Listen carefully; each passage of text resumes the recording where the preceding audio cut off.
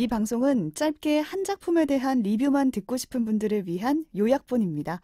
전체 방송에는 더 풍성한 내용이 담겨 있으니까요. 책플릭스 채널을 확인해 주세요. JTBC의 2018년에 방영됐던 으라차차 와이키키라는 드라마를 소개를 드리고 싶어요. 제목부터가 으라차차입니다. 힘을 내라. 그럼 약간 거죠? 트와이스 스타일인 약간 것 같은데? 근데 약간 좀 다른 것 같기도 해요. 약간 덮어놓고 치열업보다는 조금 더 스토리가 조금 더 다가가게 좀 더 가볍고 또 의미가 있는 느낌이 들어서 소개를 합니다. 해주세요. 그래서 전체적인 큰 줄거리 틀이 있지만 회차별로 완결이 되는 옴니버스식의 구성도 그렇고 그다음에 남자 3명과 여자 3명으로 주요 인물들이 구성돼 있어서 프렌즈구만. 아주 전형적인 프렌즈의 남자 계보를 셋, 여자 잇는 남자 셋, 여자 셋. 우리나라에서도 되게 이런 포맷이 되게 많죠. 많죠. 그래서 그러니까 6명이죠. 6명을 둘러싼 여러 가지 에피소드들로 구성된 드라마고요. 이제 연애를 하고 나서 연애가 어쨌든 끝났잖아요. 끝까지 같이 가지 못하고 그러면은 보통 이제 실패한 어떤 기분이 들잖아요. 뭔가에 내가 목표했던 일을 좀 실패했다? 완수하지 못했다? 이런 감정이 저는 좀 들더라고요. 그럴 수 있죠.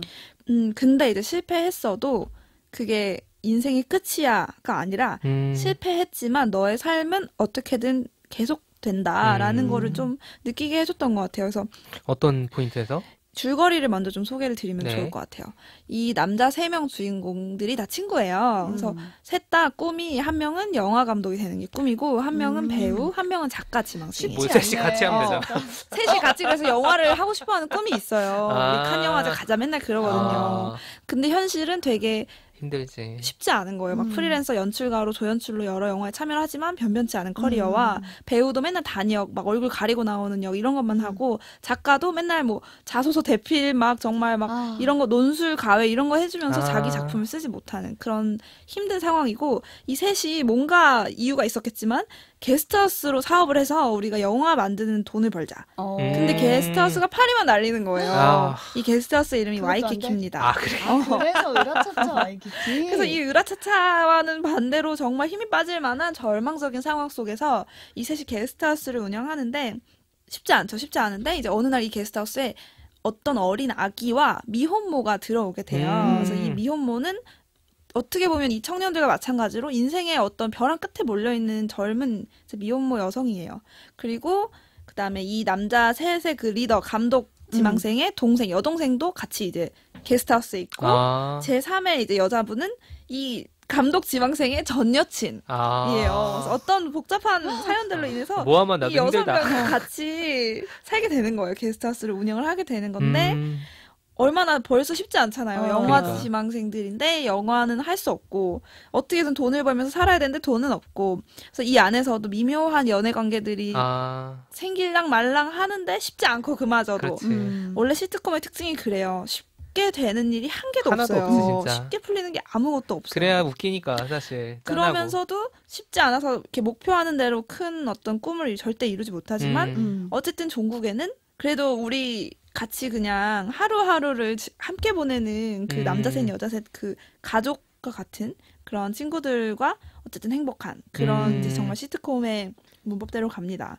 약간 시트콤들이 그렇게 그리고 거기에 대부분의 경우에는 성장들이 있는 것 같아요. 그쵸, 네. 그쵸. 왜냐면 시트콤을 만들려면 뭔가 결함을 가지고 있어야 그걸 가지고 약간 코미디를 만들어내잖아요. 성격이 좀 어디가 이상하다거나 맞아요. 집착한 아무튼 그런 각자의 결함들이 있는데 그 엉망진창한 그런 모습들을 보여줘서 웃기다가 점점 그것들을 이렇게 좀 성장해가는 모습을 보여주면서 나중에 막 감동도 있고 맞아요. 시즌이 끝나면 그리고 뭔가 시트콤은 다양한 인물이 모여서 한 명의 제가 감정이입을 하게 되는 경우도 많은 것 같아요. 뭐 가장 닮은 사람을 꼽아서 그럴 수 있지. 그 사람이 겪는 걸 마치 맞아요. 내가 겪는 것처럼 어디에 대입되신 캐릭터가 있으세요? 저는 사실 그 감독 지망생. 아. 네, 그래서 나는 이 게스트하우스를 어떻게든 운영해야 되는 약간 거기서 CEO라 그래요, 자기들끼리. CEO야. 진짜. 그래서 꿈은 크게 가져야 된다. 어떻게든 이걸 망하지 않게 해야 돼. 나는 여기 올인했어. 근데 다 뜻대로 안 되는 거예요. 그쵸. 그래서 이 6명이 다 좀 모자라요, 보면. 이렇게 다 완벽한 인물이 없고, 다 잘하는 것도 있지만, 분명히 다 좀 실수를 많이 하는 내용이잖아요. 그 과정에서 이제 되게 재밌어요. 되게 웃겨요. 되게 패러디도 많고, 오마주도 많은데, 시트콤이니까. 깔깔 웃으면서 봤던 기억이 나요. 그리고 배우들이 소위 우리가 주연급이라고 부르는 엄청 유명한 배우들이 한 명도 없어요. 아. 대부분 그런 사람들은 카메오로만 나오고 오. 좀 이렇게 그래도 신인에 속하는 청춘 어. 배우들. 그러니까 완전 무명도 아니지만 그래도 이제 성장을 해 나가고 있는 배우들이 주연을 다 맡았어요.